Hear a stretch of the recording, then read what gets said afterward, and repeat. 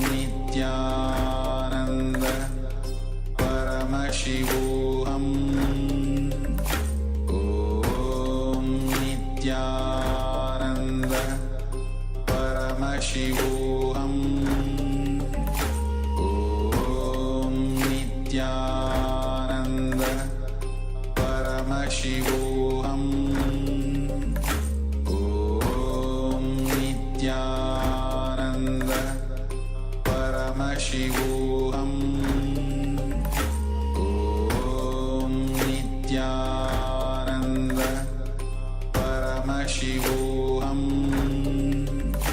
Om Nityananda Paramashivoham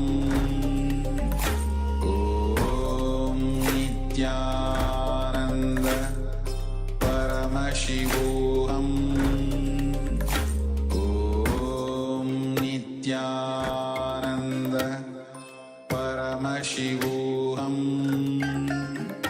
Om Nityananda Paramashivoham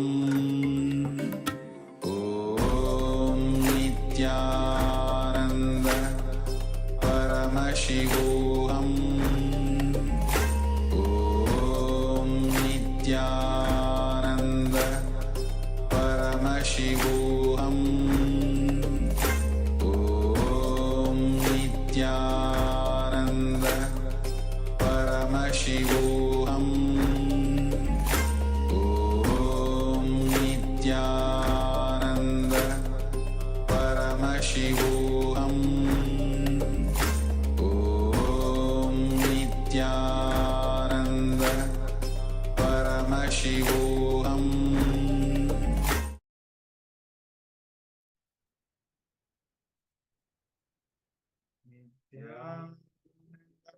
परमसुखदं केवलं ज्ञानमूर्तिं द्वन्द्वातीतं गगनसदृशं तत्त्वमस्यादिलक्ष्यम् एकं नित्यं विमलमचलं सर्वदी साक्षिभूतं भावातीतं त्रिगुणरहितं सद्गुरुं तं Namami.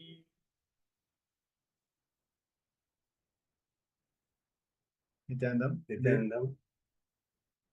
We welcome all our participants for another day of Paramashivoham Level 2. So today we are at day 16, and like always we'll be starting with the power manifestation.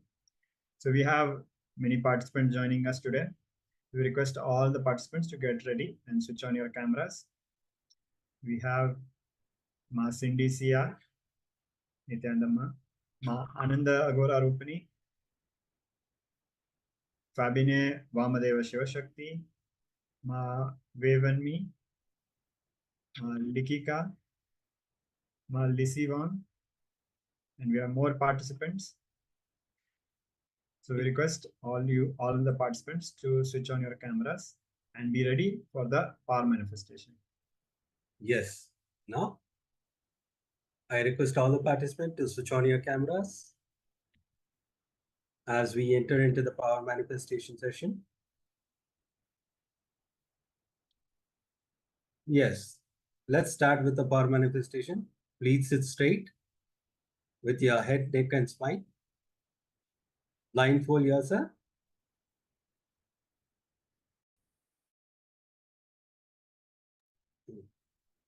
Yes. Please blindfold yourself. Sit with your head, neck, and spine straight. Chant the Mahavakya intensely. Enter into the space of oneness. From the space of oneness, request Swamiji, whatever is being projected, to show through the third eye with a deep gratitude. Be in that space of oneness and request Swamiji to show through the third eye. Keep chanting the Mahavakya intensely. So we are going to project an image. We request all the participants to quickly put on your blindfolds, and if you are unable to find it immediately, at least make sure that your eyes are closed. So now we are going to project the image. So this image has a certain number. Look through your third eye and request Paramashiva to reveal what is being projected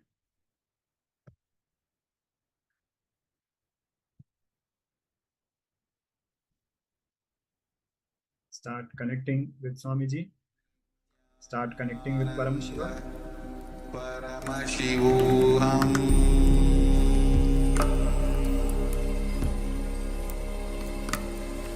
Om Nityananda Paramashivoham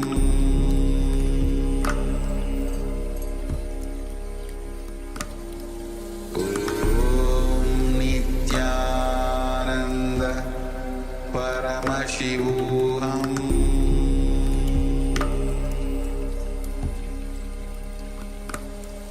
Om Nityananda Paramashivoham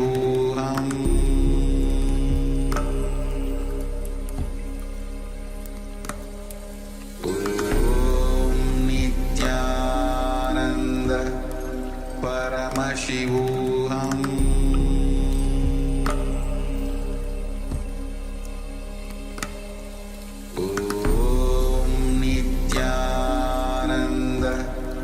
Paramashivoham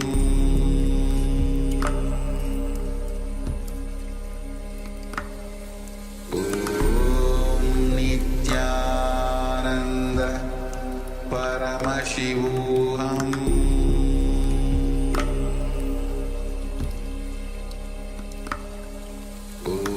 Om Nityananda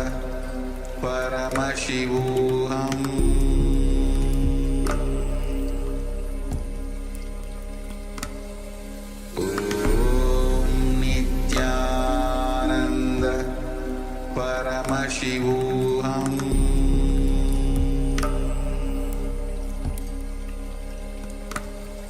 Om Nityananda Paramashivoham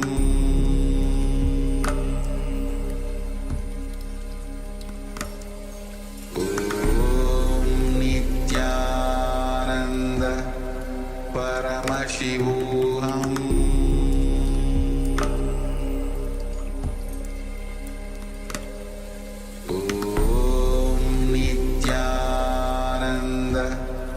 Paramashivoham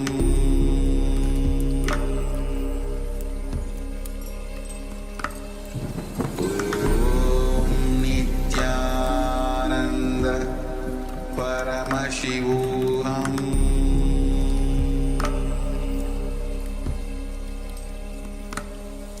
Om Nityananda Paramashivoham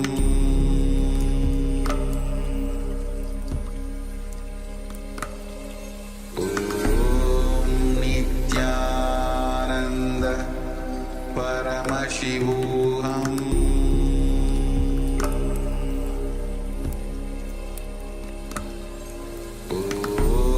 Nityananda Paramashivoham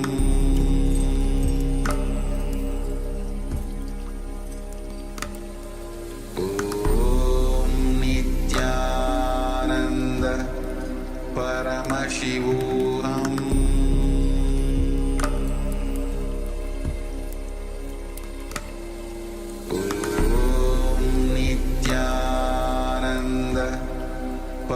Paramashivoham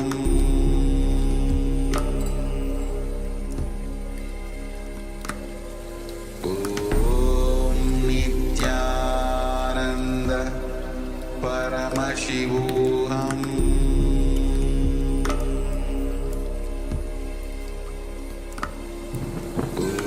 Om Nityananda Paramashivoham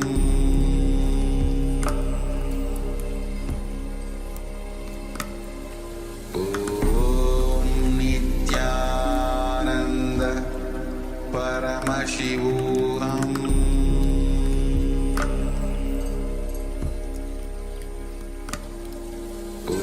Om Nityananda Paramashivoham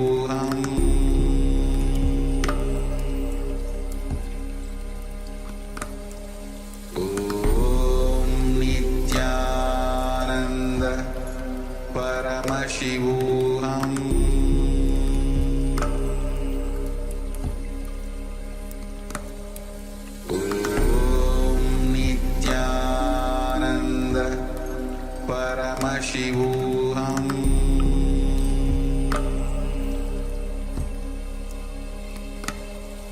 Om Nityananda Paramashivoham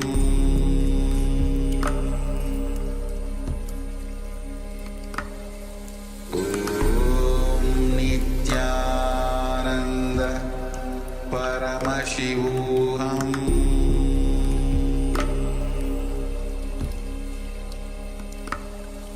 Om Nityananda Paramashivoham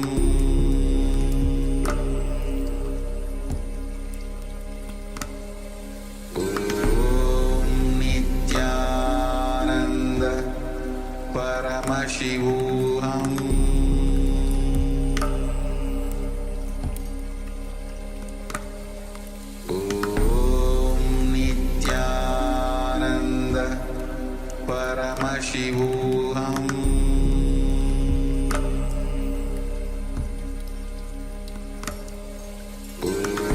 Om Nityananda Paramashivoham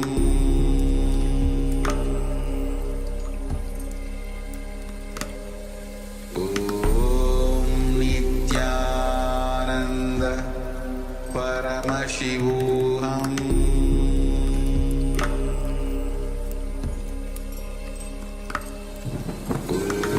Om Nityananda Paramashivoham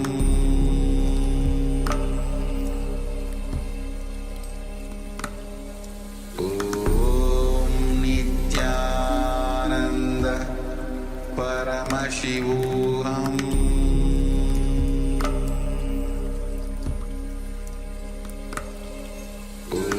Om Nityananda Paramashivoham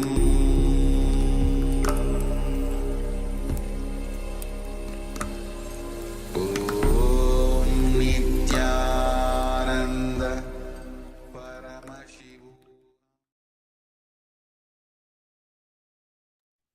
Now please settle down and relax. We are going to move ahead with the verification step. Please open your eyes and relax.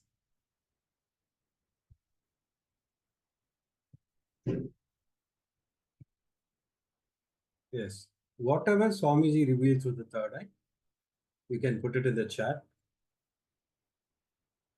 I request all the participants, whatever Swamiji revealed through the third eye, you can put it in the chat.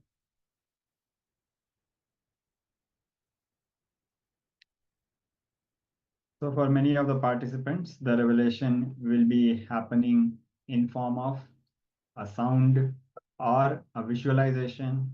And in some cases, it might occur as just an intuition. So whatever it may be, do not judge and please share what was revealed through the third eye.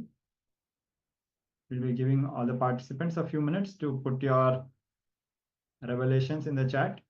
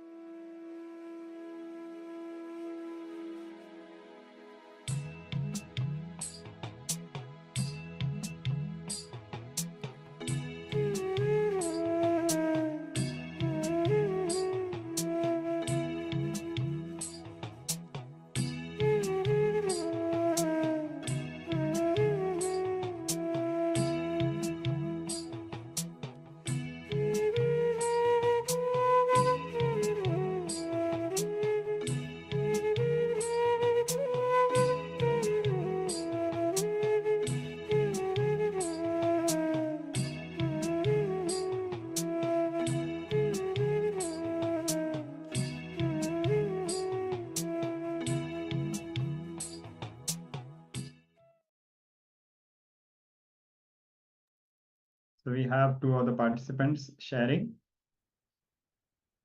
Ma Cindy is sharing green, white, yellow, and she is mentioning a temple. Ma Lissy Wang has written 3, 5, 6, 7.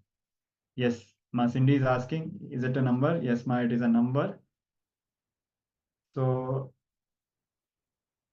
but that is completely fine because we did mention before the power manifestation that it is a number. But even if we did not mention, whatever is revealed through the third eye is what is revealed to you. That is how Paramashiva is manifesting for you. And that is what matters. Because the more you manifest these powers, the more oneness you experience with Paramashiva. And he is showing you what exactly you need to see to experience complete completion and enlightenment. So yes, it is a number.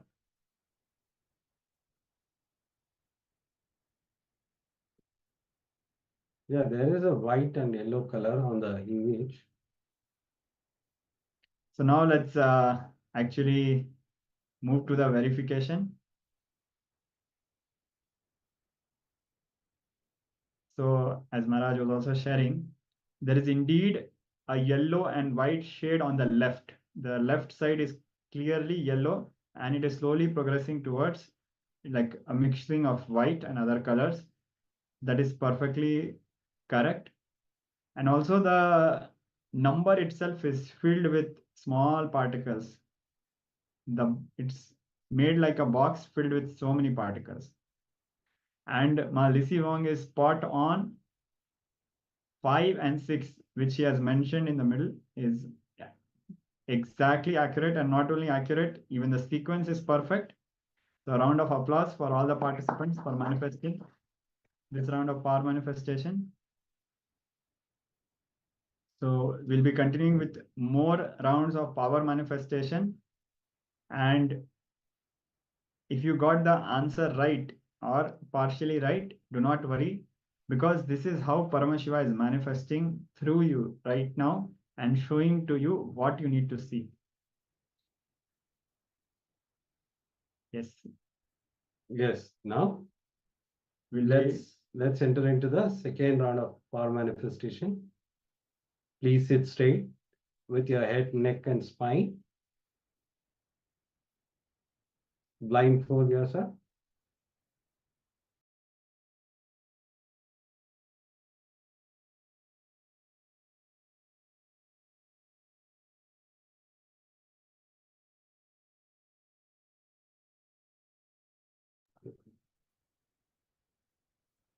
Yes, intensely chant the Mahavakya.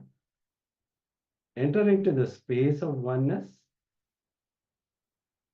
Be in that space of oneness and request Swamiji to reveal whatever is being projected. Chant the Mahavakya intensely. Keep chanting the Mahavakya intensely as we enter into the power manifestation.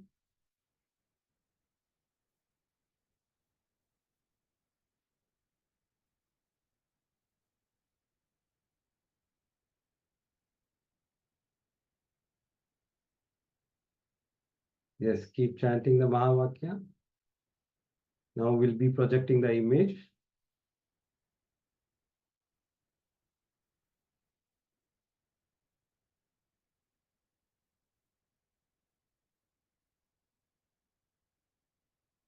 With the deep gratitude towards Swamiji, enter into the space of oneness and request Swamiji to show through the third eye whatever is being projected.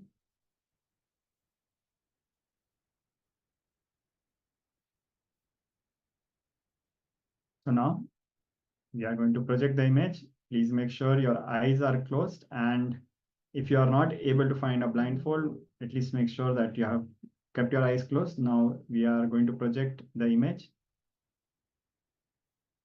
So continue chanting the Mahavakya.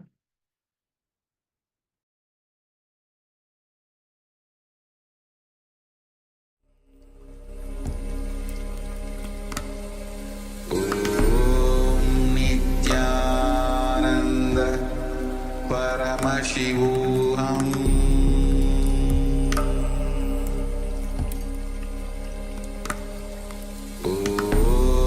Nityananda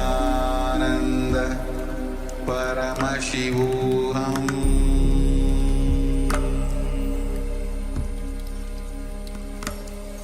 Om Nityananda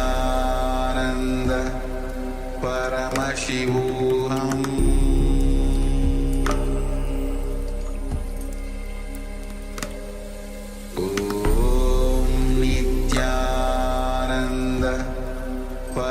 Paramashivoham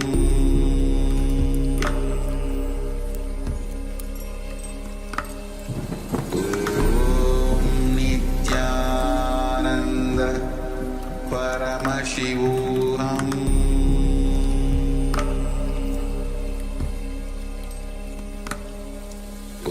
Om Nityananda Paramashivoham Paramashivoham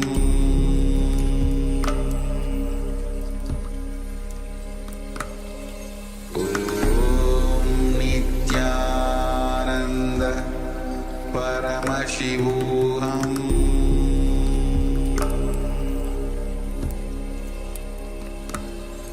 Om Nityananda Paramashivoham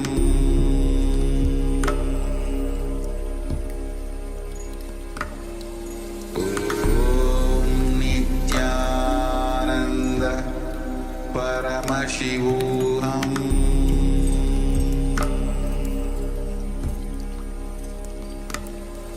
Om Nityananda Paramashivoham Om Nityananda Paramashivoham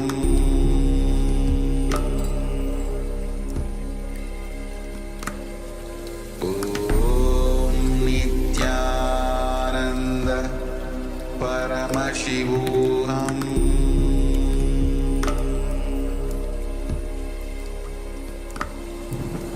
Om Nityananda Paramashivoham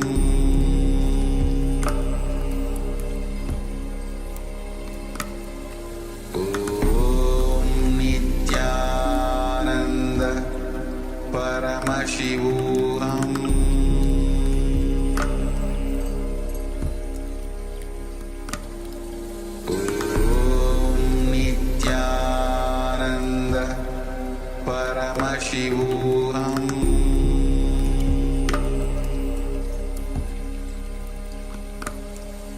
Om Nityananda Paramashivoham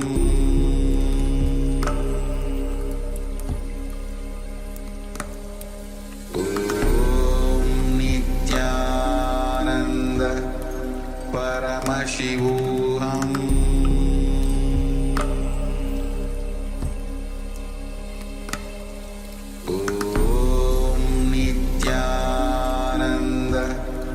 Paramashivoham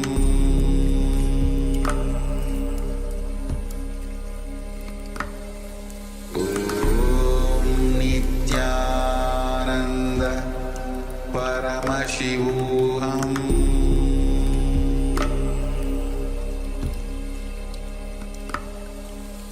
Om Nityananda Paramashivoham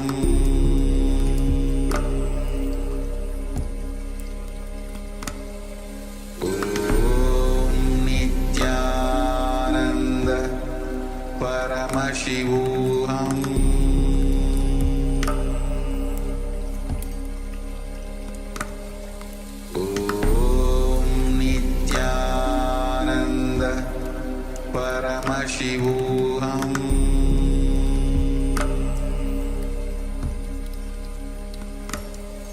Om Nityananda Paramashivoham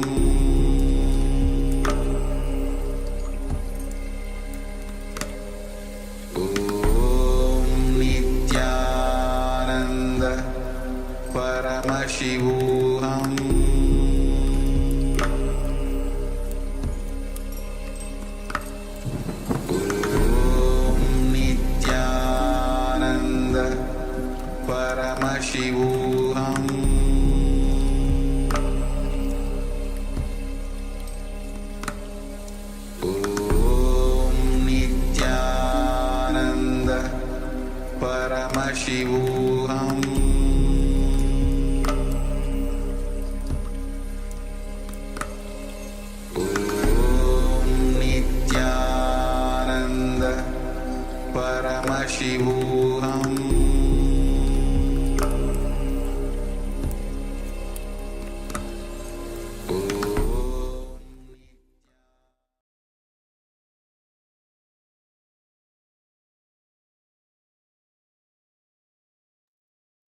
So now please settle down. We'll be moving ahead with the verification of this round of power manifestation. So please share what was revealed through the third eye. We'll be giving all the participants a few minutes. Please start sharing in the chat.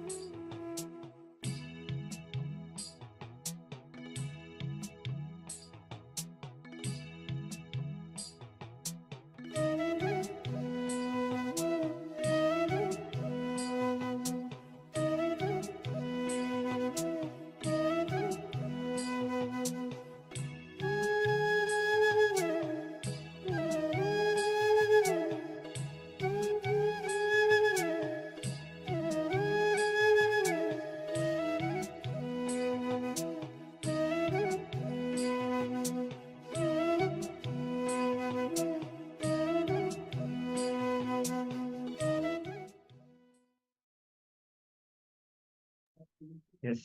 So Cindy has shared mountain, green, blue, sky, and water. So we'll be giving a few more minutes for all other participants to also share. Ma Shobana has shared white light.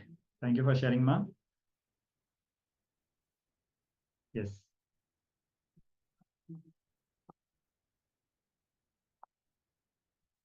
We request all the participants to quickly share, as now we are going to move ahead with verification.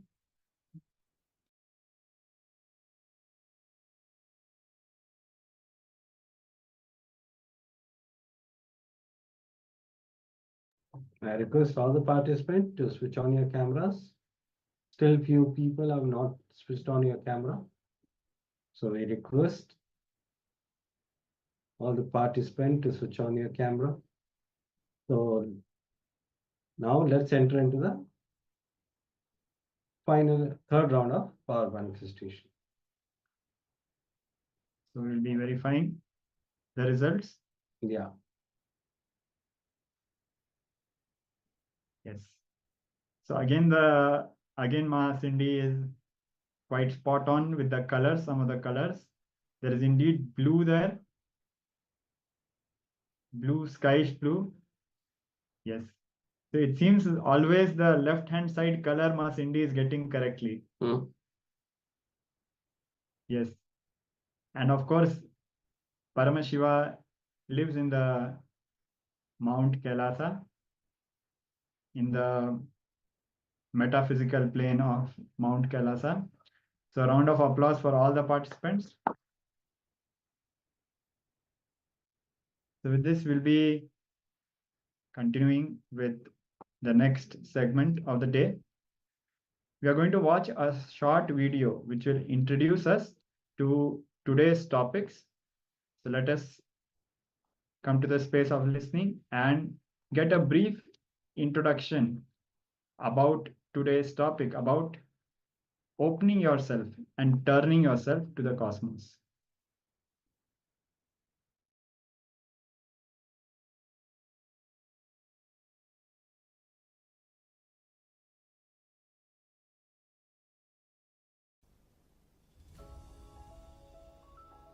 If you just complete with your fear of unknown, you will have the courage to enrich the whole world. You will have the courage to complete with your all problems. Courage to enrich the whole world and courage to complete with all problems is one and the same. If you don't have the courage to complete with all components of you, you will have the same fear outside to reach out to people. Enriching and completion are like a anga not step by step. Patanjali says Ashtanga Yoga means 8 parts of yoga. He doesn't say Ashtapatha Yoga means 8 steps of yoga. No, Ashtanga Yoga. Yama, Niyama, Asana, Pranayama, all of them are different components of yoga, Anga of yoga. Same way, completion, enriching, causing, integrity, authenticity. Integrity, authenticity, responsibility, enriching and causing, completion. All the 6 are Shashtanga Yoga, not Shashtapatha Yoga. Shashtanga Yoga. Complete, enrich, cause, everything together. You need to know the original yoga talks only about Shashtanga. Patanjali developed it into Ashtanga. 8 parts. Sadashiva describes only as 6 parts. In Shashtanga Yoga, Tarka is one of the important component. 5th component, 5th part is Tarka. Sadashiva describes Tarka as analyzing alone or together the great truths till it becomes your cognition and foundation for your decision making is Tarka. Analyzing, arguing, debating. Understand? The argument and debate, there is a difference. If you try to find out who is right, it's argument. If you try to find out what is right, that is debate. When it comes to the great truths, both should be done. The word Ashtanga Yoga is not 8 steps that you go to the 2nd step, you leave the 1st step. You go to the 3rd step, you leave the 2nd step. You go to the 6th step, you leave all other steps. No. It is not steps, it is Anga. Sadashiva has delivered it in Agama 60,000 years before. Patanjali is actually a disciple of Sadashiva. He delivers it the way he understood and way his generation needed it when he lived. What was the need of the people? For him, for them, he delivered it. So what I am offering to the world, whether my kids doing 3rd eye reading or they are able to see what is happening somewhere, what I am teaching, what I am helping you to experience, what you guys are manifesting, this whole science is from Yoga Pada of Sadashiva, which is Shakti. In Shashtanga Yoga of Sadashiva, the very basis, context, understanding is different. And the way we begin the journey is different. The way we manifest powers is different. The science is available for the whole humanity.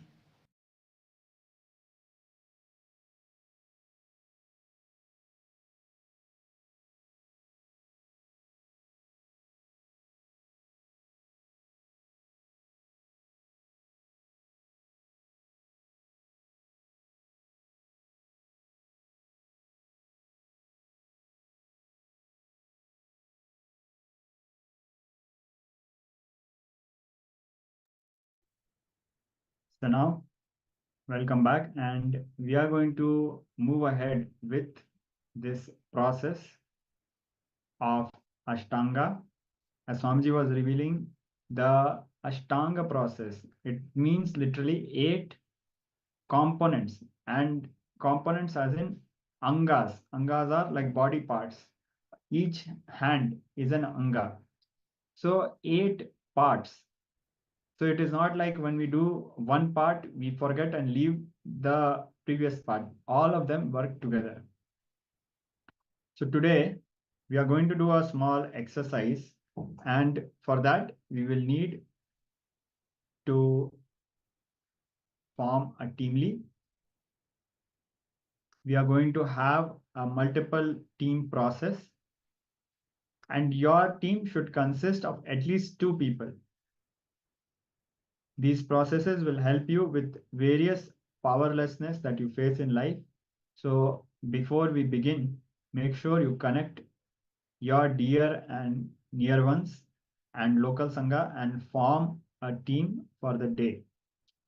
So you can pair up with anybody from the local Sangha who forms your teamly, your family members, or you can also team up with a person who is a part of your teamly, who is there in the Zoom. So make sure that you connect with your near and dear ones and local Sangha and form the team for today. So we'll be also giving you some time for this. And in the meantime, we'll be moving ahead with a revelation. Yes, Malisi Wong has put a message that she's need of a partner to pair up. So yes, you can also pair up amongst the other participants. But since you are forming a teamly, this teamly will be helping you and should be with the persons with whom you work every day and share your life. So for example, your parents or your in-laws, you will be living with them.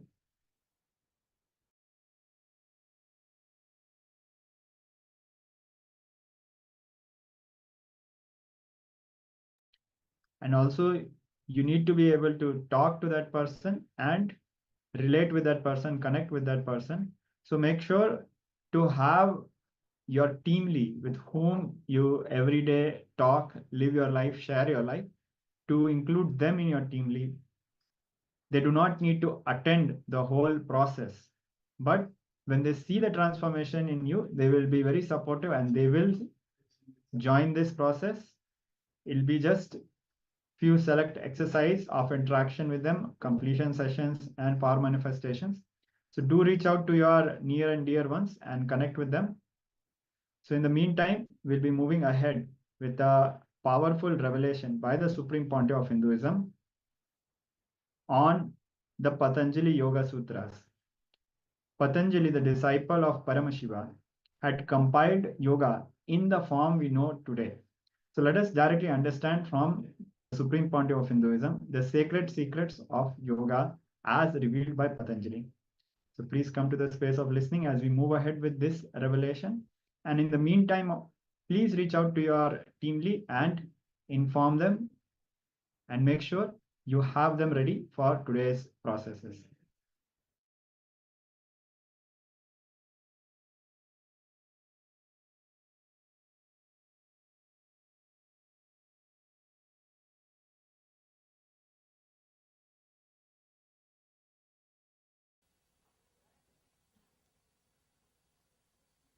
Let me take few minutes to introduce this great book, Patanjali Yoga Sutras,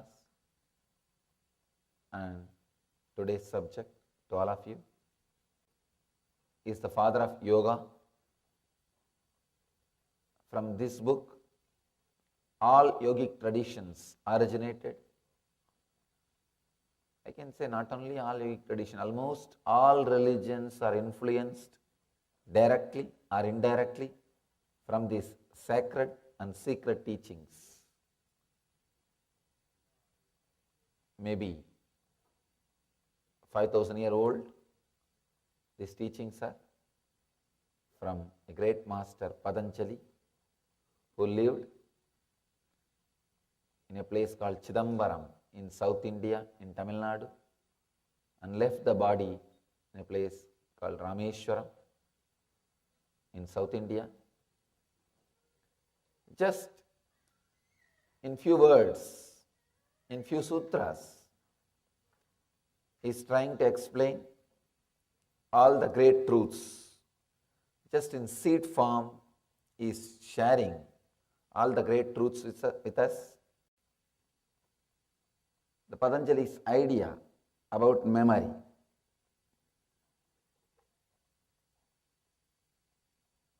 Anubhuta Vishaya Asampramosha Smrutihi.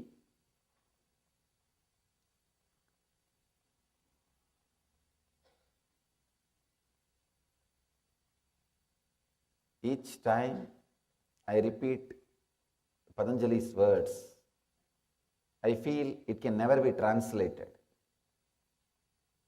It is filled with so much of meaning, so many different dimensions, so many different angles. It's very difficult to translate. Maybe I can translate one dimension. Whenever we translate these great scriptures, only one dimension can be translated. Only one dimension can be expressed in the translation.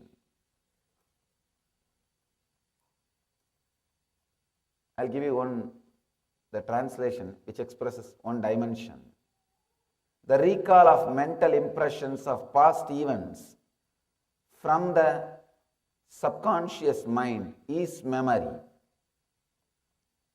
Anubhuta Vishaya Asampramosha Smrutihi. Recall of mental impressions of past events from the subconscious mind is memory.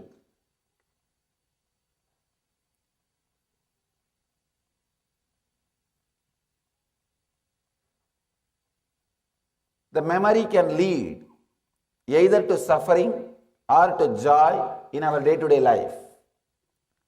How we use it, how we relate with it, how we connect with it, how we respond to it. The memory is responsible for your spontaneity, decision making. I can say anything available to you in the outer world, memory is responsible. Whether your medicines or research and development done in all the fields of the outer world, it's because of memory. And the same way, all sufferings, all psychological disorders. In Sanskrit, we have a beautiful word. Bhava Roga means the birth itself is a disease, including the disease of birth. For everything, this memory is responsible. This memory is responsible for all the joys, all the things which you enjoy in the outer world. Same way, the same memory is responsible for all the sufferings you go through in the inner world.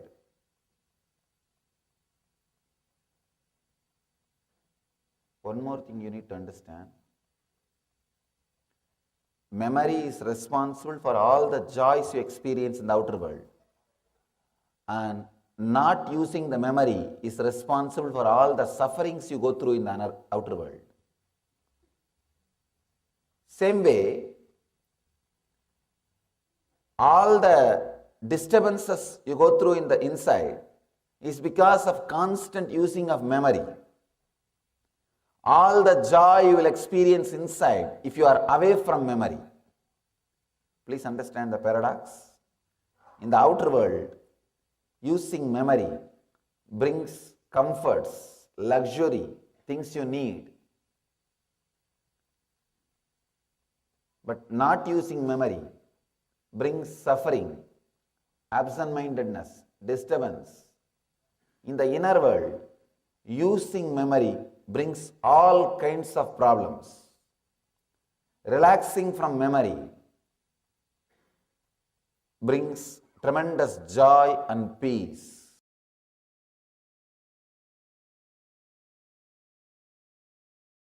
Today's subject is beware and be aware of ignorance.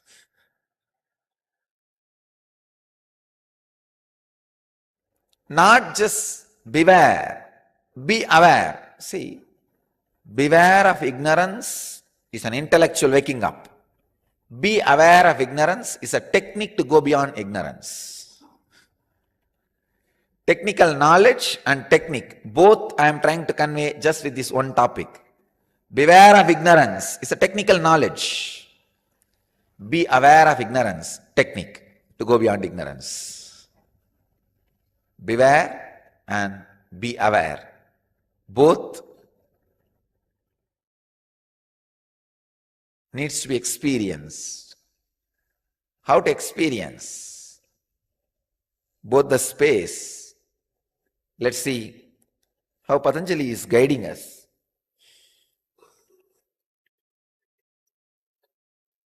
The second chapter, 24th verse.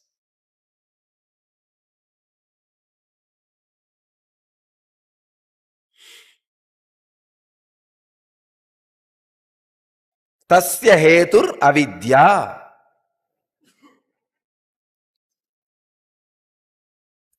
The translation.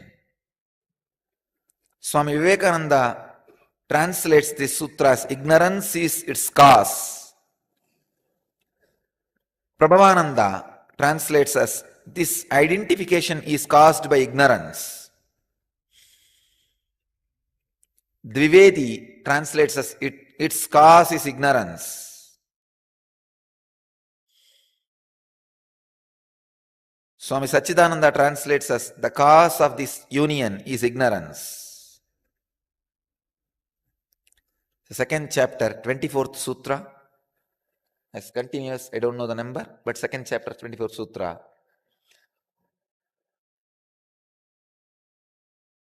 Tasya hetur avidya.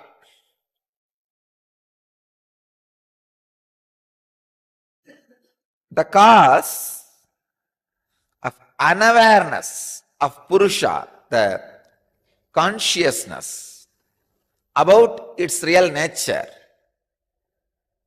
why it gets mixed with the matter, why it feels itself confused or identified with the matter is ignorance. I'll try to define ignorance.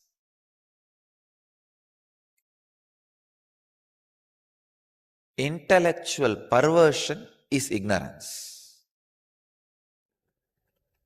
Any idea which works in you and creates restful awareness is Shastra, means knowledge, spiritual truth. Any idea which works in you and creates violence, anger, an unsettled end. See, all ideas lead you to a further and further and further. If it leads to somewhere, naturally it will end at one point.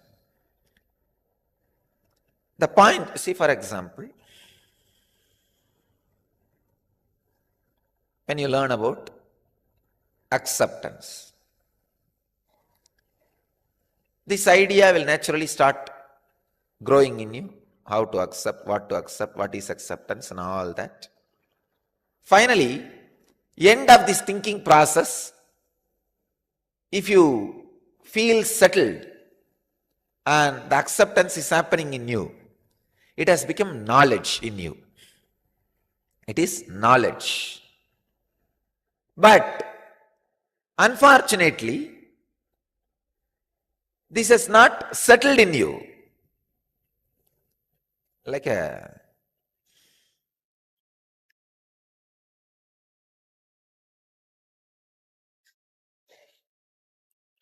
end of this thinking process, you feel, no, I am not able to accept me, or I don't know what to do. It just ends abruptly without getting the completion or without reaching its logical conclusion, just by kind of a suffering.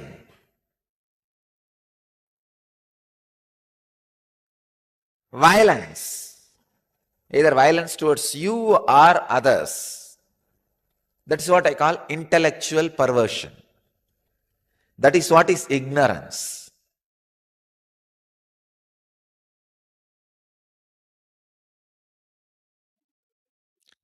It is 131st Sutra of Patanjali Yoga Sutras and 3rd chapter, 25th verse.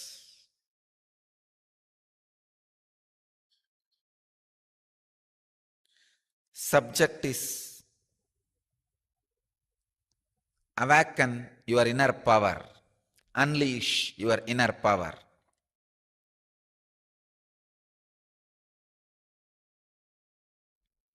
The sutra is Baleshu Asti Baladini. A very powerful sutra. Swami Vivekananda translates this sutra as through samyama on the strength of the elephant and other creatures, their respective strength comes to the yogi.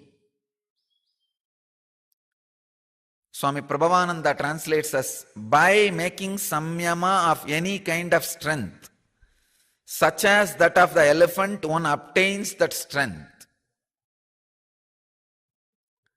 Swami Sachidananda translates as by samyama on the strength of the elephants and such other such animals, their strength is obtained.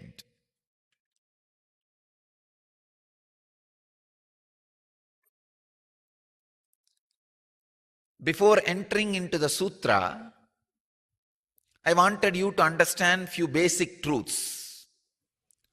You are not as solid as you think. You are just liquid. Any shape your inner space takes,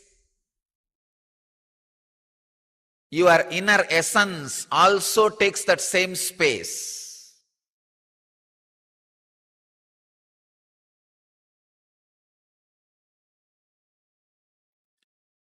You are what you think you are. You are what you do samyama as you are. You are what you strongly believe you as you are.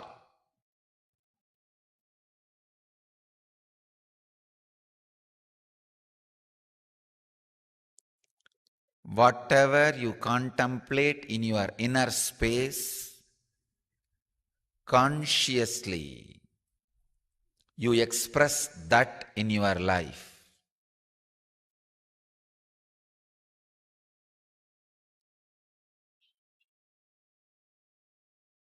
You can see the living proof of this in so many great yogis' life in Vedic tradition. When Ramakrishna did samyama on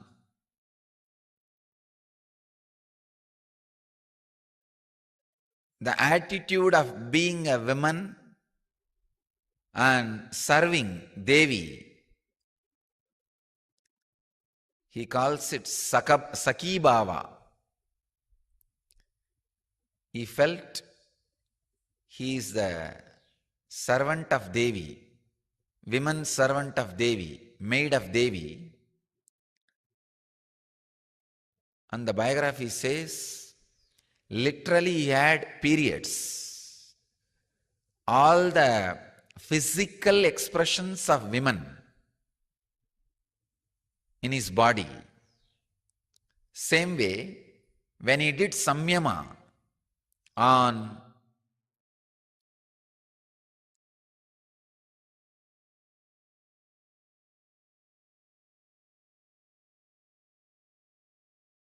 Hanuman, visualizing himself as a monkey and servant of Rama, he says, and there are records, from his backbone the tail has started growing. Even tails started happening.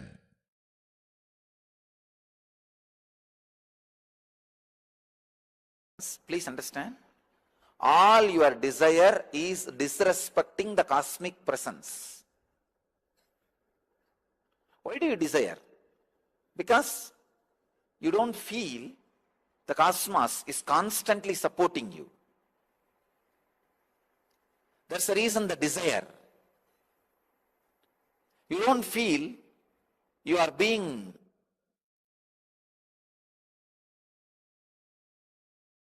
showered.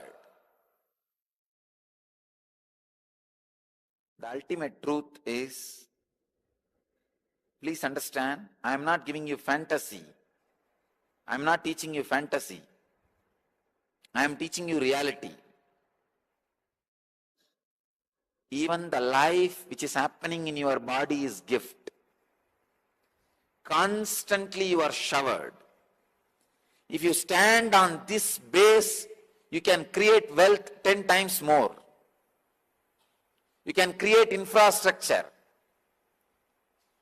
See, if you start your life from the mood of not having, you will not create wealth, you will grab wealth.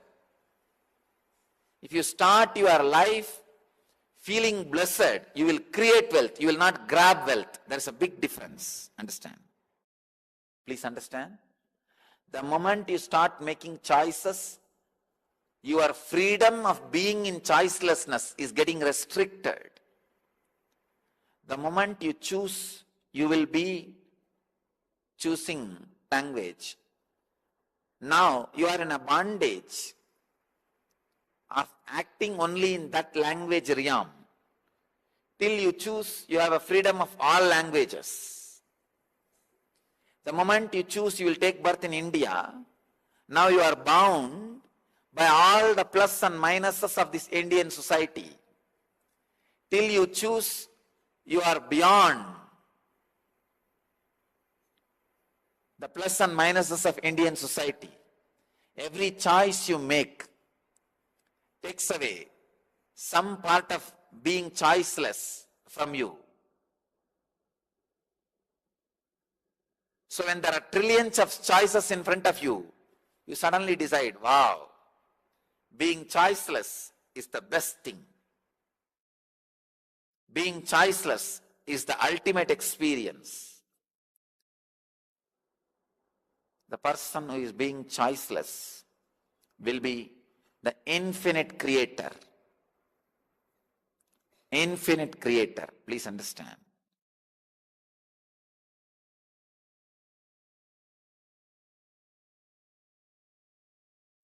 Maitriyadishu balani sutra, just 2 words.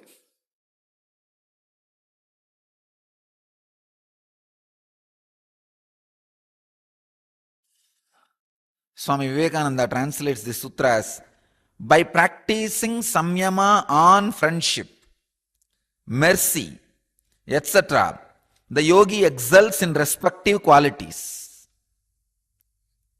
By making, Swami Prabhavananda translates as, by making samyama on friendliness, compassion, etc., one develops the powers of these qualities.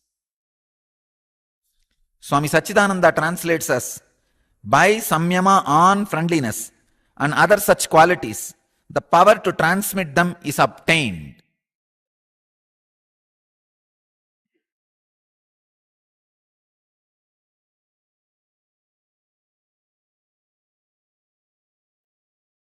Love.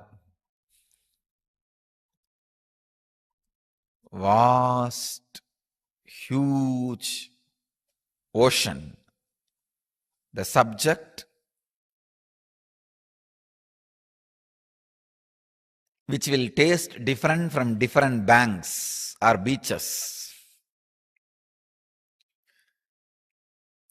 It's like an ocean, tastes in different, looks different in different places, feels different in different beaches. This emotion also, you can't even use the word emotion. There is a question here. Is love just another emotion? It is not emotion, it is en motion.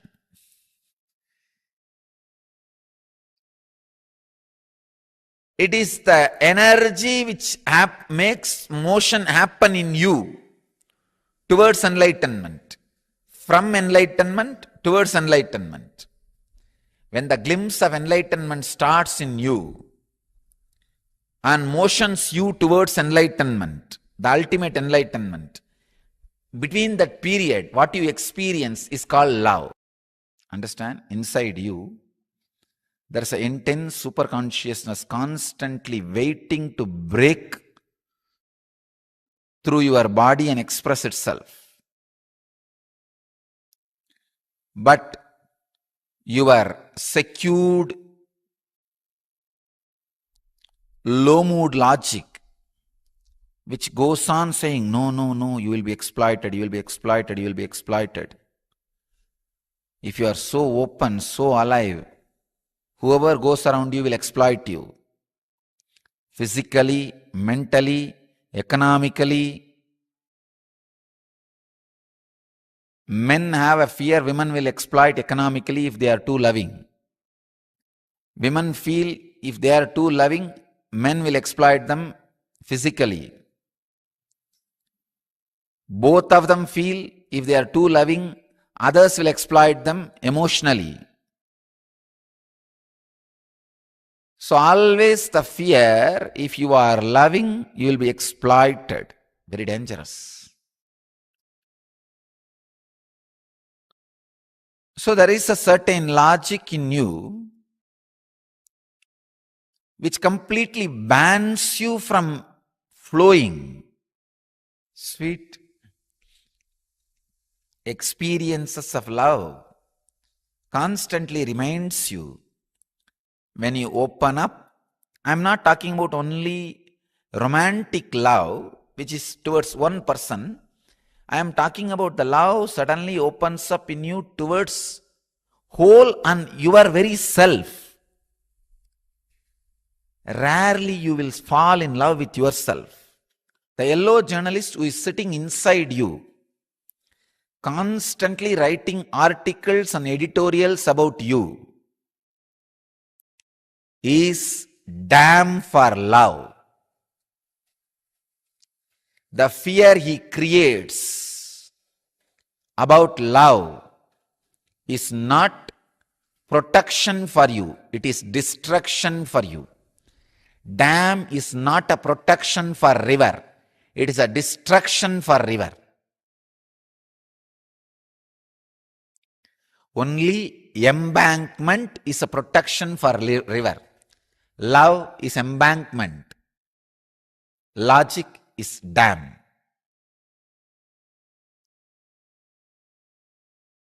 Do samyama on love. That is what Patanjali says.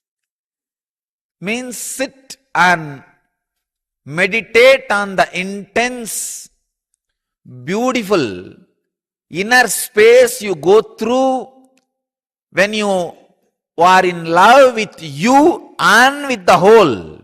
Understand? Here, Patanjali is not saying contemplate on the love which was directed towards one person. No. When at some time you just feel so good about being you, being who you are, but it happens very rarely. That's a big problem.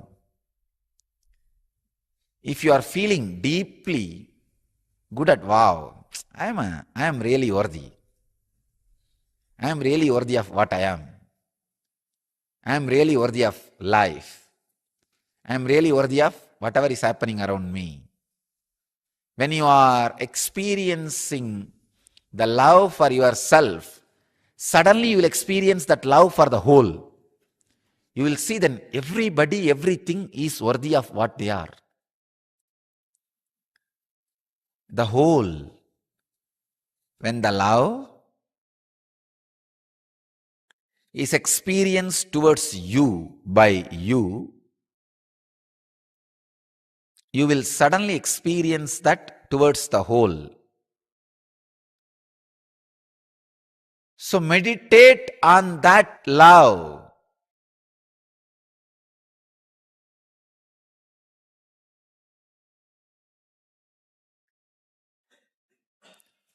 Now we will enter into the Patanjali's Yoga Sutras. Today's sutra is 93rd sutra of Patanjali, and in second chapter, 42nd verse, experience the supreme state of bliss is the subject. Santoshat an uttamaha sukalabaha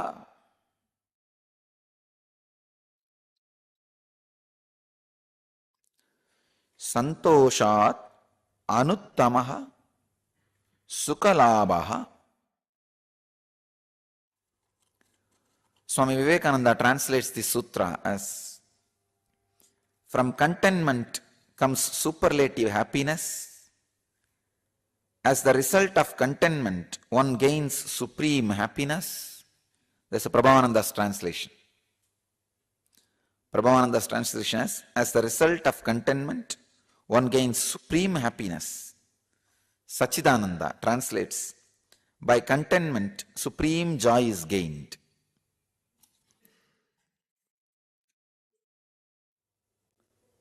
I can say this is the straight sutra to enlightenment, to the ultimate truth.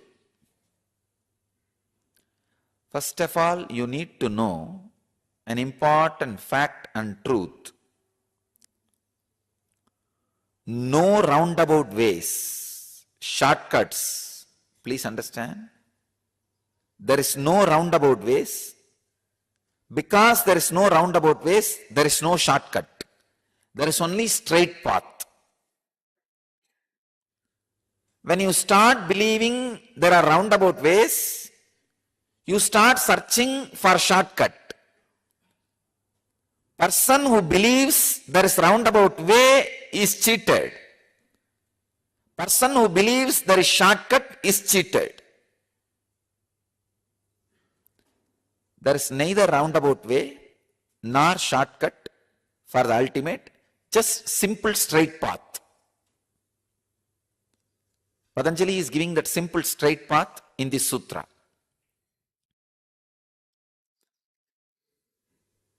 Either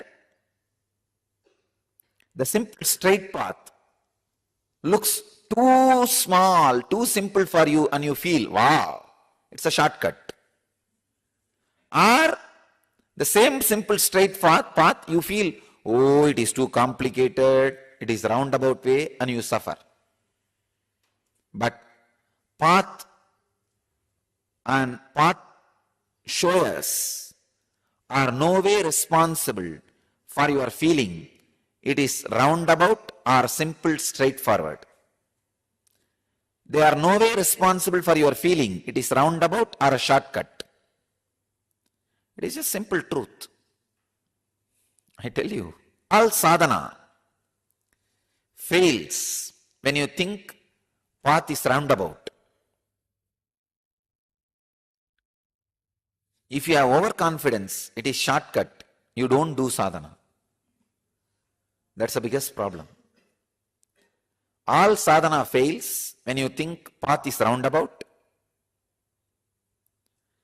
If you have overconfidence, path is shortcut.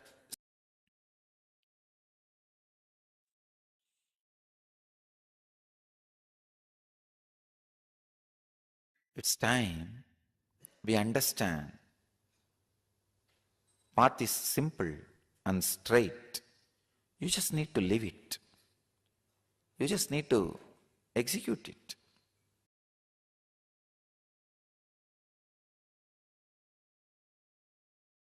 It is 103rd sutra of Patanjali's Yoga Sutras. In the second chapter, 52nd verse.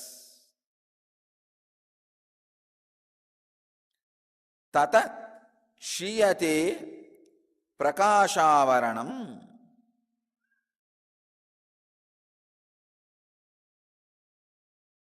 Swami Vivekananda translates this sutra as, by that the covering of the light of the chitta is attenuated. Swami Prabhavananda translates as the result of this, the covering of the inner light is removed. Swami Sachidananda translates as its result, the veil over the inner light is destroyed. I'll try to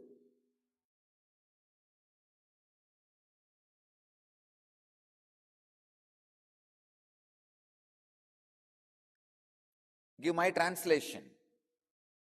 Tatakshiyate prakashavaranam. Please understand, the whole purpose of pranayama is breathe without thinking. Whenever there is a thinking, breathing is not complete. Breathing does not take energy inside. It takes only air, which is not really necessary to be inside your body. It is the energy which is basic requirement. The prana is the basic requirement. Because prana is mixed in the air, we take the air also. If there are more thoughts, you will take more air, less prana. If there are less thoughts, you will take less air, more prana. Please understand? It's like a vicious circle. If you take more prana, naturally less thoughts will be there. If you have less thoughts, you will take more prana. Or the other way, if you take less prana, there will be more thoughts. If you have more thoughts, you will take less prana. This vicious circle continuously changing the consciousness of your being. Please understand. If you achieve any stability or state of consciousness through yoga, it is stable, but if you achieve any stability or any higher experience through pranayama, it is instant.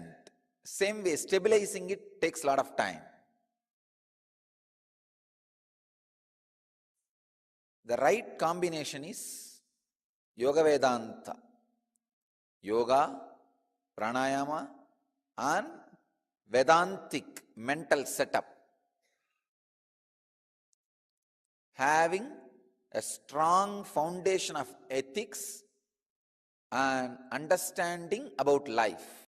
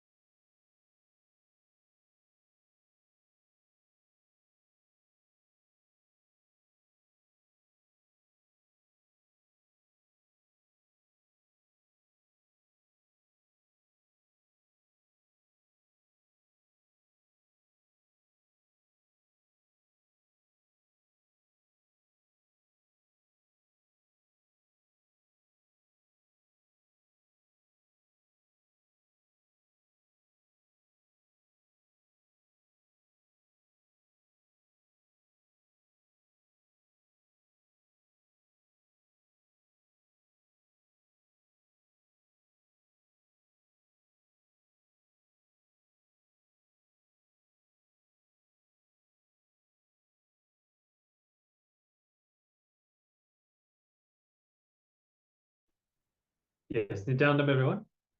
And today, a powerful process that we have started, which is the Ashtanga process.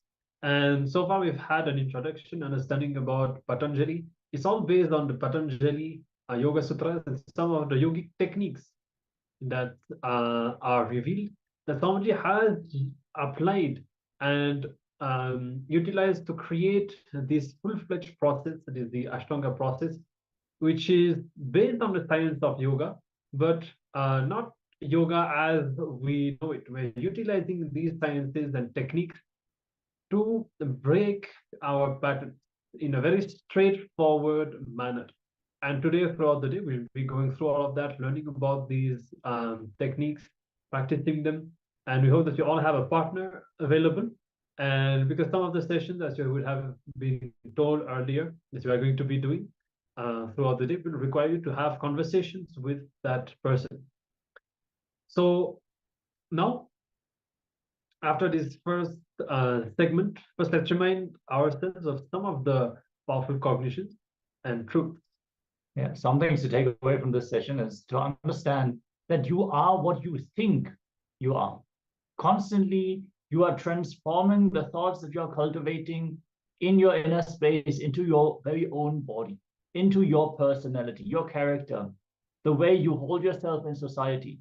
So you are not solid as you think, you are liquid. So the change of shape of your inner space changes the very personality. So if we can bring this powerful cognition to its depth, then the science of completion becomes very natural. If we are able to restructure our thoughts and our beliefs, especially those reoccurring thoughts, those patterns that we have, then we can also redesign ourselves. So with this, let us now enter into a meditation. We're going to center ourselves in our inner space, requesting all the participants to please settle down.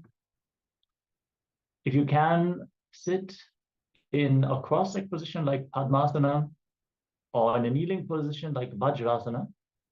If that is not possible for you, you can sit in a comfortable posture, but your spine should be erect.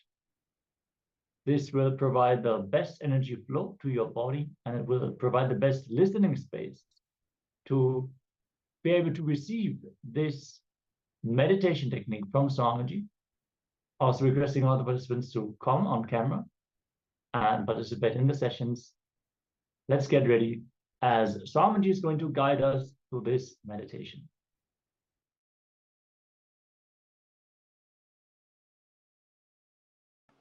अपरे नियत आहारः प्राणान् प्राणेषु जुह्वति सर्वे अपि एते यज्ञ विदः यज्ञा क्षपित कल्मषाः. Having restrained taking food, others who know the power of sacrifice offer their life breath into the vital air, prana, and have the sins thrown out by this sacrifice. So yesterday, I made it very clear. If you practice the prana samyama, the three things, enchanting, feeling connection, unclutching, I'll be able to easily lead you into the hunger-free samyama. Today Bhagavan is exactly describing the second samyama. Having restrained taking food, others who know the power of sacrifice offer their life breath into the vital air and have the sins thrown out by this sacrifice. Please understand some of the basic truths. The basic sacred secrets you need to know from this verse is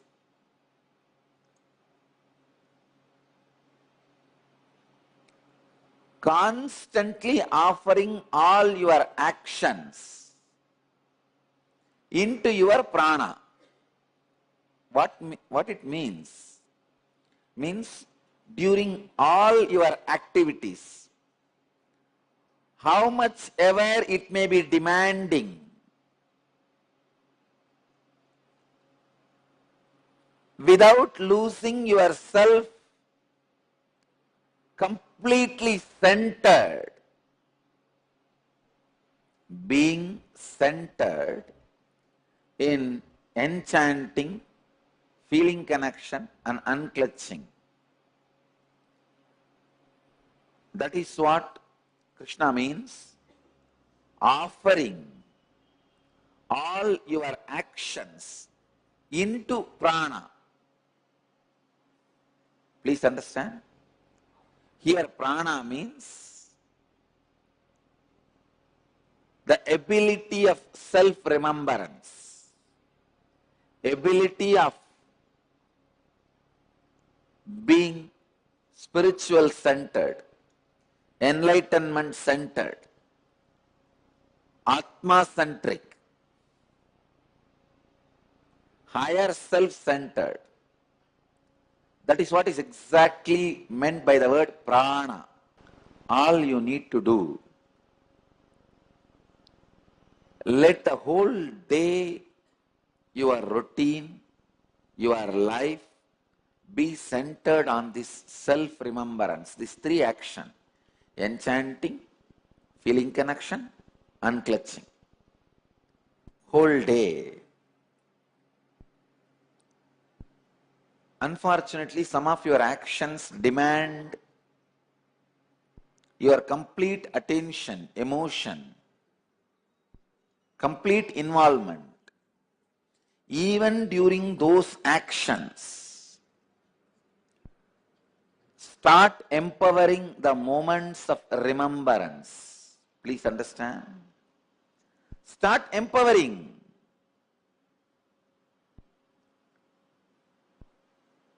Many of your actions may demand your whole attention. In the beginning, it may not be that easily possible for you to be centered on unclutching and enchanting and feeling connection. But I tell you, any activity, any action is possible being centered on prana just by little practice. That is why Krishna says in another one Bhagavad Gita verse, even little bit of practice of this great science brings huge benefit. It's like billions of rupees worth diamonds and gold is there in one room. You are doing only one small action, opening the room. You would have never imagined just that small action of opening the room will make you rich in 1 minute. You would have never imagined such huge benefit will come by such a small action of opening the room. It was there in that room for ages. Just now you got the key, you opened it, suddenly you saw, wow, it is all yours. Many times, small actions you do does not bring big benefits. So you don't trust the small actions can bring big benefits. But rarely small actions do bring big benefits. This action, the action of being prana centered, even if it is small, practiced very little, It brings huge benefits, great benefits. And I tell you, you will become so alive and productive. If you take 4 days of vacation and not being productive constantly, you are equivalent to dead. Now, all we need to do is just put a little more mud on your head and cover it. You already have clay in your brain. You just need a little more mud to cover your body. Just 4 days in your life, continuously, if you fall into the laziness pattern, after that, even you cannot help yourself. When you can't help yourself, neither God nor Guru can help you. Please understand. Whether Guru or God, even if they want to help you, they can't help you if you can't help yourself. See the Daksha story. See, Daksha's God, Vishnu, wants to help Daksha so much. It is so unfortunate. He does not want to help himself. So even his God, Vishnu, could not help him.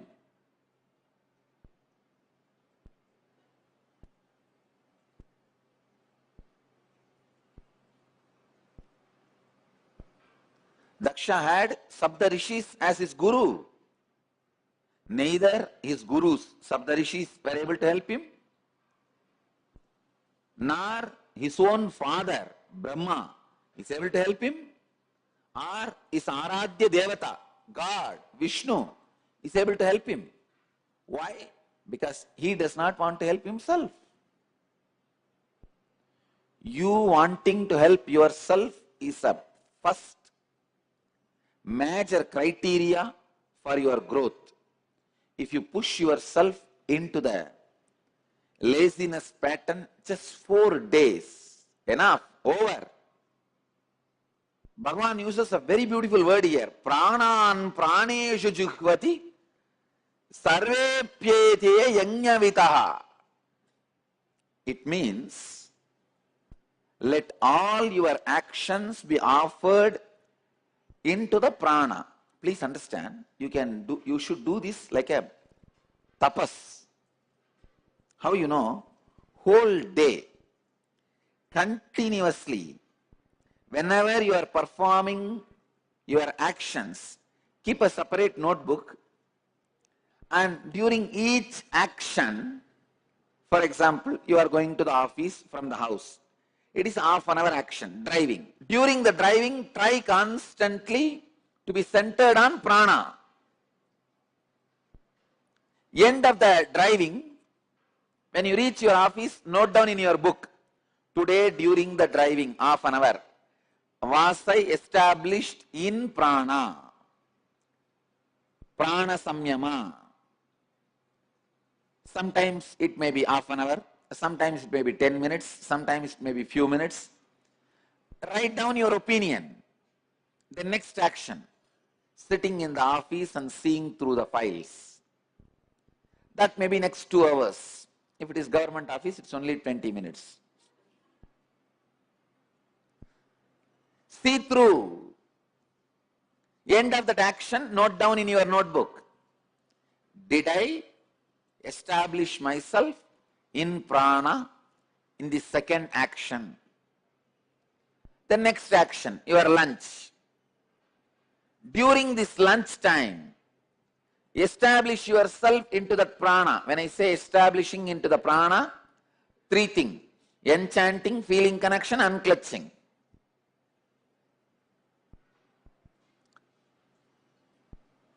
In these 3, even if one you are established, that is okay. But try to be established in all 3. You have capacity. You are capable. Again, in the evening session, try to be established into the prana. End of the session, pen down.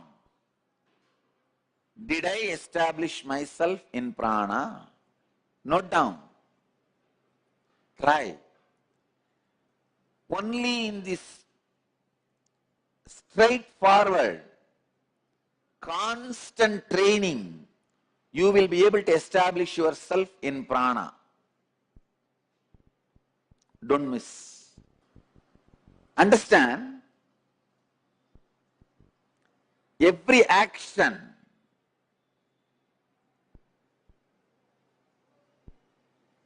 should be offered into the prana. Means during every action, you should be established in prana. It may be little difficult in the beginning, but little bit of practice, it is possible. Achieve it. Achieve it. You will be completely purified. I tell you, the purification with which you live, the purification you radiate, will make you so joyful and make others in bliss. Please understand.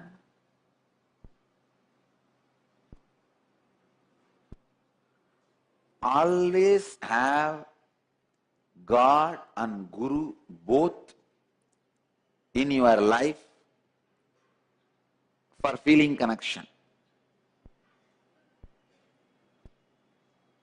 You may ask, why? Is Guru not enough? Is God not enough? Please understand.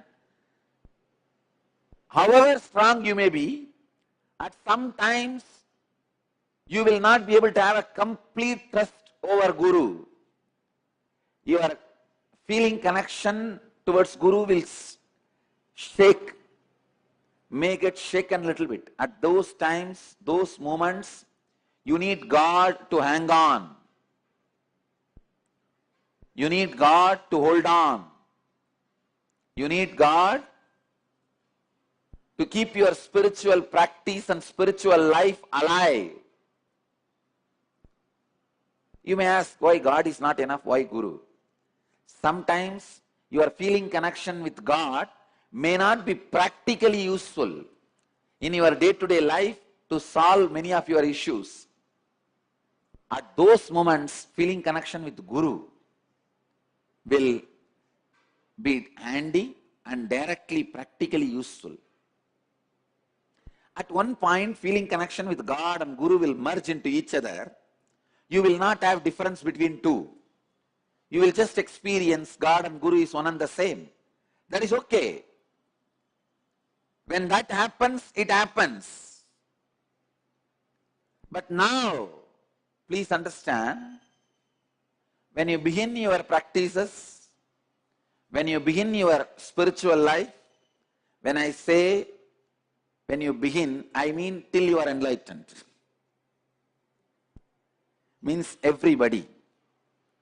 Always have God and Guru both, so that you are safe. I have seen people who had only God, never progressed, who had only Guru, sometime dropped out. If you have both, at least, even if you have a little shaking, even if your faith and trust, feeling connection towards the Master is shaken, your feeling connection towards God will keep you alive, will keep your spiritual path alive, will keep your spiritual enlightenment alive. Apare niyataharaha pranan praneshu jihvati sarve pyede yajnavitaha yajnakshapita kalmashaha. Very beautifully, Bhagavan is describing how to be established in prana.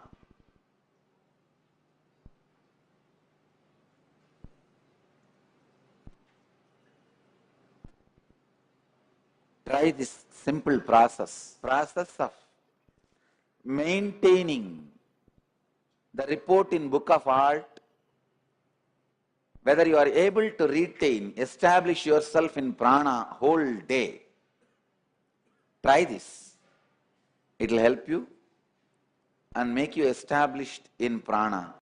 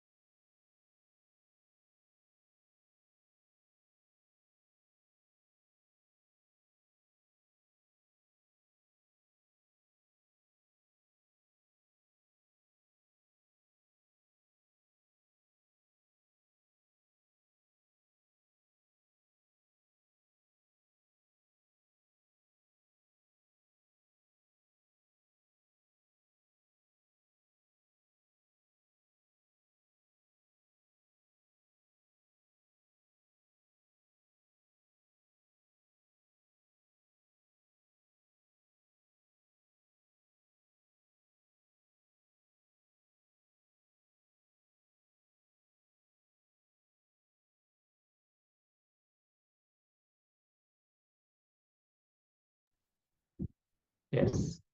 So Swamiji has shared about the correlation of the prana uptake with every single breath. How sometimes we might take a lot of air in, but the body might not take the sufficient amount of prana into the system. That is when the aging extends and we get older. We can see that our skin loses the color, we lose the vibrancy. And in reverse, when the prana uptake with every single breath is more, we will even be able to rejuvenate ourselves. So Anji shared how the number of thoughts that we experience are directly connected to the amount of prana that we uptake. So here is it that all those powerful techniques like pranayama and other breathing related meditations can show their true potential. And that is also a reason why Nityananda Yoga has pranayama as one of its pillars. So we should all practice intense pranayama every single day as part of our yoga practice to bring that intense breathing, to establish ourselves in that intense breathing. Intense breathing doesn't mean that you breathe a lot, but with every single breath, the amount of prana you're able to get from the air, that should be intense. So the breath might be subtle, almost unmoving, but able to absorb the energy that is stored in the air. So yeah, so here the process that Swamiji has for all of us is to keep a record throughout the day of these breathing pattern, being able to note down what is the breathing pattern that we have. And especially if you can bring that awareness throughout your different activities and different moods also. Depending on how you feel throughout the day, you will see that your breathing pattern will change a lot. And when you gain that awareness and that understanding, you'll be able to catch yourself and you'll be able to unclutch from these thoughts so that you can come back to having a deep breathing throughout the day, which is extremely important. Swamiji has spoken about this again and again. Having a deep breathing throughout the day can heal all your incompletions, it can keep you healthy, it can make you live long, and it really has lots of benefits. So maybe we can take a note of that. yes, Swamiji even shared that having a stable, long, deep breath will manifest your desires into reality. Whenever we go through the ups and downs, our breath will be shaken, it will be unstable.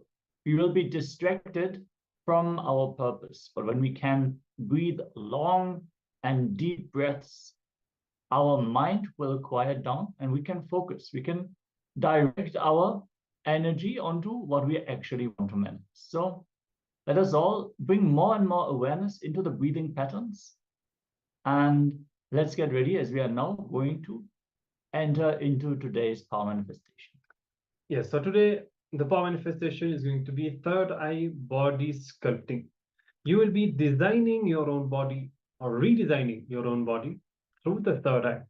So this comes with the understanding that, as we learned before, you are not solid, you are very much liquid. It is the thoughts and the ideas, the cognitions that you have that shape your identity and your body itself. So the moment you change your cognition, the belief that you have about yourself, you will see that literally physically your body starts to change. Many of us are stuck with this idea that we are who we are, and that's it, and we cannot change. Maximum, we can understand that some healing can happen, and we can change to some extent, but we can't necessarily conceive that we can completely transform, having a completely new identity and a completely new body itself. But this is very much possible. And now through this power manifestation, this is what we will be working on.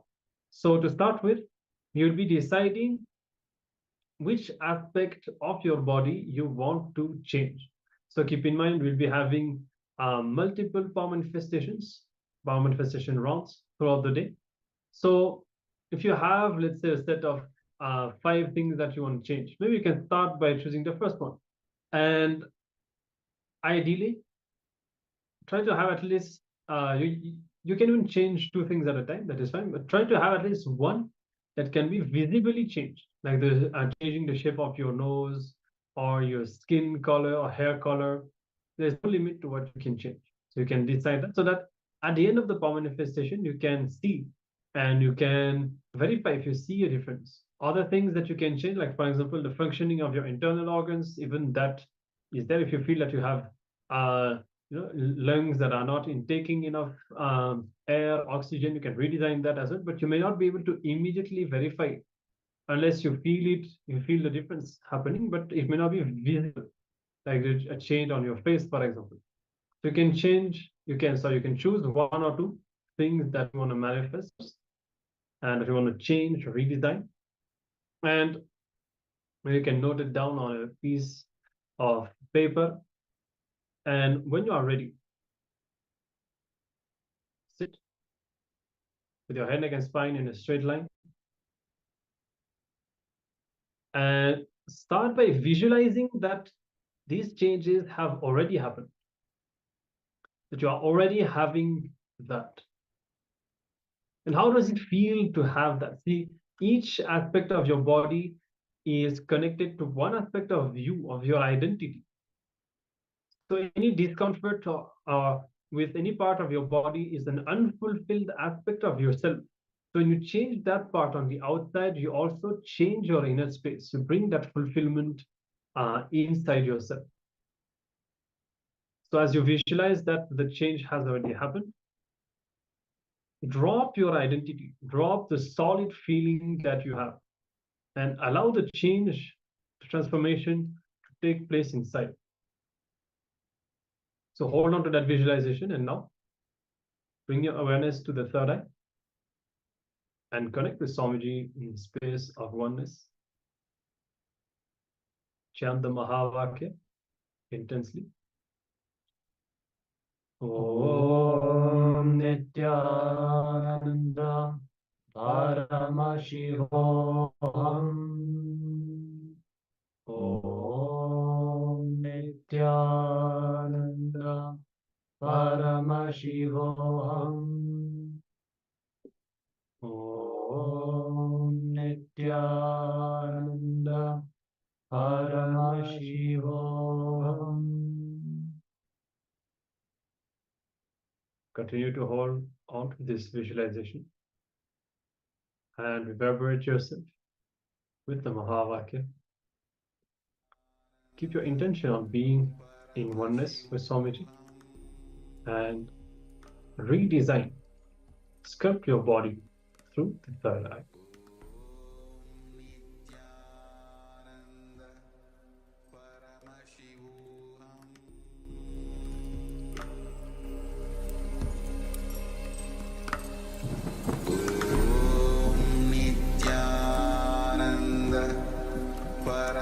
Paramashivoham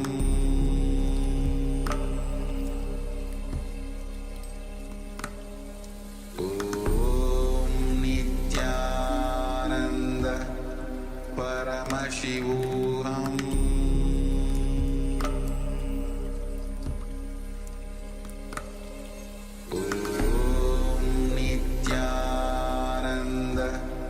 Paramashivoham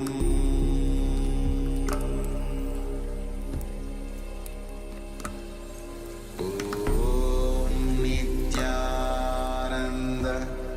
Paramashivoham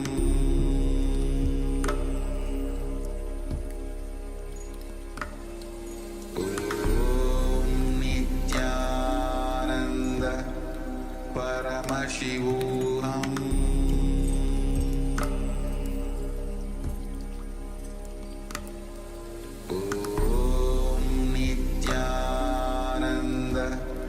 Paramashivoham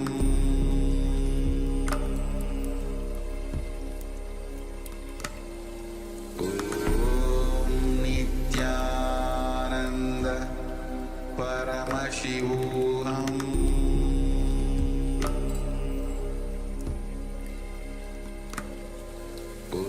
Om Nityananda Paramashivoham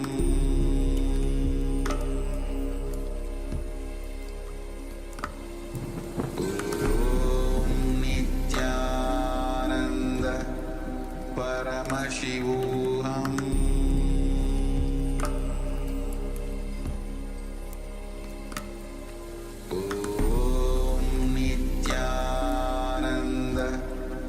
Paramashivoham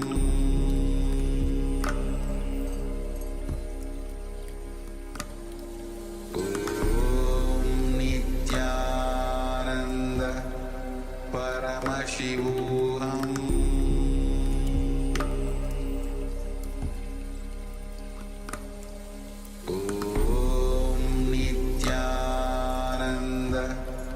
Paramashivoham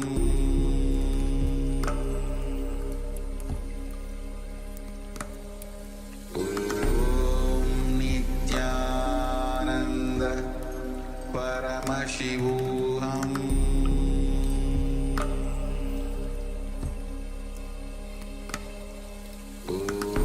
Om Nityananda Paramashivoham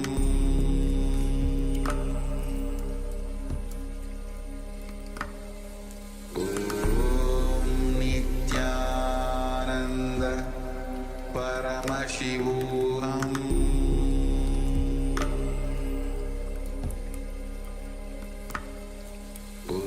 Om Nityananda Paramashivoham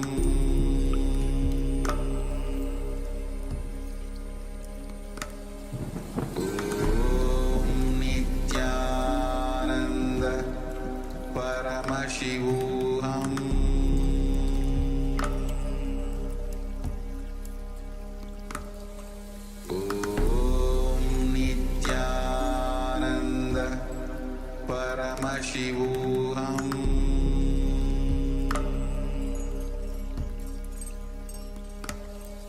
Om Nityananda Paramashivoham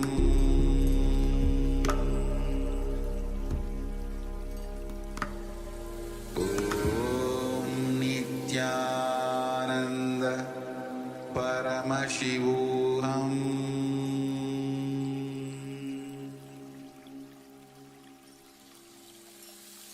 I bless you all. Let you all open all your three eyes.